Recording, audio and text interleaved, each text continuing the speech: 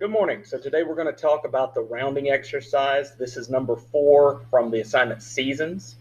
I've got my skeleton set up. I've got my import. I've got my scanner. All right. Read in an integer num from the keyboard and round that value to its nearest multiple of 10. If the rightmost digit is 5 or more, round up. If the rightmost digit is 4 or less, round down. Same rules apply. For example, 15 will round up to 20, but 12 will round down to 10.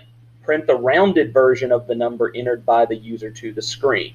Hint, the modulus operator will be useful. Indeed it will. All right, so once I'm in here, I've got a couple of things I need to do. So as always, I have my prompt. Once I've got the value they give me, and remember they can give me anything, I need to isolate the ones position, because that's what all my decision making is going to come from. Then I'll analyze it, and I need to either round up or I need to round down. And then last but not least, I need a print. So I've got my organization and I'm ready to get going. Prompt, as always, we give them some instructions. Enter a value. Yeah, we'll just call it an integer value. You know, we don't want to enter a double by accident. So int input equals scan dot next. Int. Okay. Now I need to isolate the ones position. Now this is actually really simple when you think about what's happening. So the hint they gave us was a modulus, and remember a modulus gives us a remainder. So the question is, what can we mod by in order to get just that ones position? And so if we think about, we have a base 10 system, ones, tens, hundreds, thousands, and so forth, we can just take input and we can mod it by 10. Okay, now I need to make a little placeholder. We'll just call it a ones because that's what it is. Okay, that will take whatever value they give us, divide it by 10, which we know shifts the decimal, and it will take that little ones position that we cut off and save it for us. Okay. Okay. Rounding up is actually the complex one, so we'll go with the easy one first.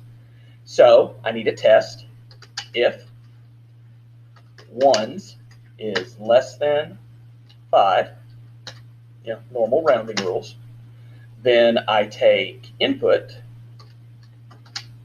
and I subtract the ones. That's it. And remember, that's just shorthand for that. Okay. Now, rounding up is very similar. It literally only requires an extra step to consider. Okay, so if it's greater than or equal to 5, okay, so let's use the expanded version on this so we can see exactly what's happening. So I know I'm going to add, but I can't just add the ones position. So if we take, I don't know, 16, we're not going to add 6 to it, we're going to add 4. Well, okay, so I know I need to get to my nearest tens, and I know I have a 6. How do I figure out how to get 4?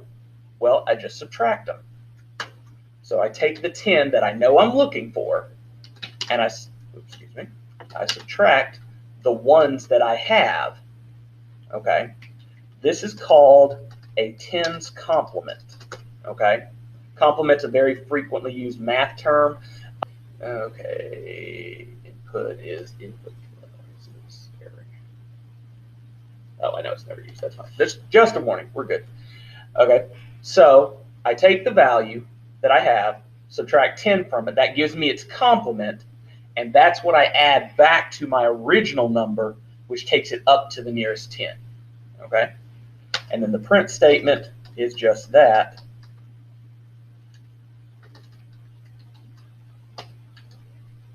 And I print the new value of input.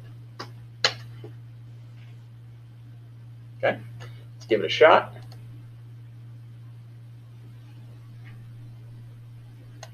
Okay. Let's go a low one. Let's go 91. Okay, I need to toss a space in there.